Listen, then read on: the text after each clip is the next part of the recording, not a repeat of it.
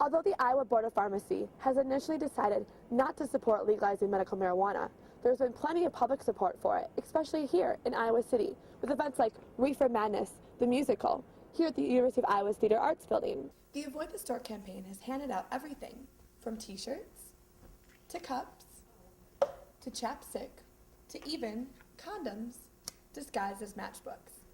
Yesterday's blizzard dumped over 7 inches of this powdery, fluffy snow on Iowa City. But although the blizzard has stopped, temperatures haven't risen much, and the highest today was only about 1 degree. Thanks, Bill. Let's first take a look at your Saturday planner. It's going to be a really cold Saturday with a high at midnight only around 22 degrees, and by 6 a.m. it'll drop even lower to 17. By noon, it's going to go up just a little bit to 29 degrees, and by 6 p.m. it's going to be around 30. So it's going to be a cold Saturday day, so take out those jackets. And now let's take a look at your 7-day forecast. Marijuana. It has been a cultural taboo for decades. Many people think that only stoners, hippies, or college students use it. But 13 states recently legalized the drug for medicinal use, and now there is plenty of hot discussion over whether Iowa should do the same. Although the Iowa Board of Pharmacy has initially decided not to support legalizing medical marijuana, there's been plenty of public support for it, especially here in Iowa City, with events like Reefer Madness, the musical, here at the University of Iowa's Theater Arts Building. Reefer Madness parodies the 1930s fear of the drug, but many who saw the musical say the public needs to realize that marijuana isn't harmful. People still have these, really absurd thoughts about marijuana and what kind of effects it can have on people. But not everyone supports allowing the use of medical marijuana, including Catherine Stinson, who says her brother uses marijuana to ease the side effects of his hemophilia, but as a result, he's tried more dangerous drugs. It's a simple high, it's not as intense as another kind of drug. And so I think people who start to regularly use marijuana, eventually, it kind of balances off on its effects. And so it's like then you start searching for something else, and then you start searching for something else. And that's where the problem lies. In one of the 4 hearings on medical marijuana held across the state this fall, Iowa Board of Pharmacy member Ann Deal said she didn't see enough scientific evidence to support the cause. By January, the legislature will make their decision. Molly Burke, Daily Iowan TV.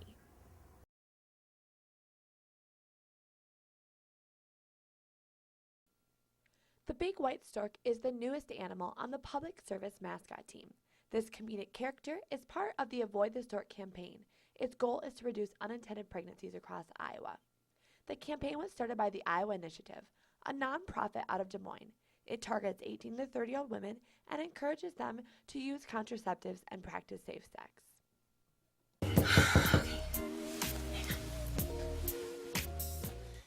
In addition to this popular TV ad, the program also has a website that helps women find clinics and focuses on college campus outreach.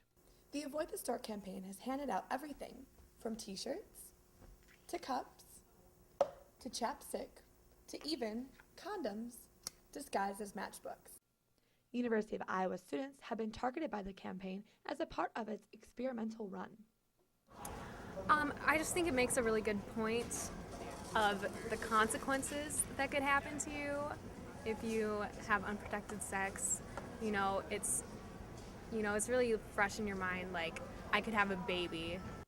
The campaign also donated condoms to the UI to help spread awareness for World AIDS Day.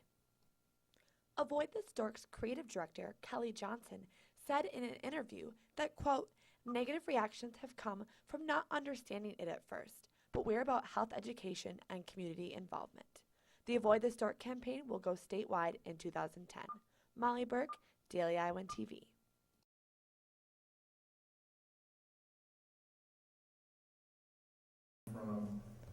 Today in Cedar Falls, the regents heard suggestions from student and faculty representatives and then deliberated on how to handle the budget crisis. 3 hours later, they approved President Mason's plan. Mason's approved plan includes a cut to building remodeling, major maintenance, and classroom equipment, a 2% salary reduction for all employees, a possible $100 spring tuition surcharge per student, which will be voted on in December, and the use of federal stimulus funds. These cuts combined will cover the $23.5 million budget shortage. But what does this mean for students of the university? The effects from the budget cuts may be felt all over campus. Each department will be asked to make sacrifices, and this may come in the form of fewer new computers for students, possibly delayed building maintenance, as well as less resources for students. UI student Chad Nagelberg is worried about possible cuts to student resources. I'm in the business school, and it's packed already. Like, even we have so many computers, we still need more, and I'm worried about that they won't have enough. But the plan did not include layoffs or a cut in the budget for campus safety and did not ask students with significant financial aid to pay the surcharge, protecting some of the university's important assets. Mason said her goal is to keep money in people's pockets. Molly Burke for Daily Iowan TV.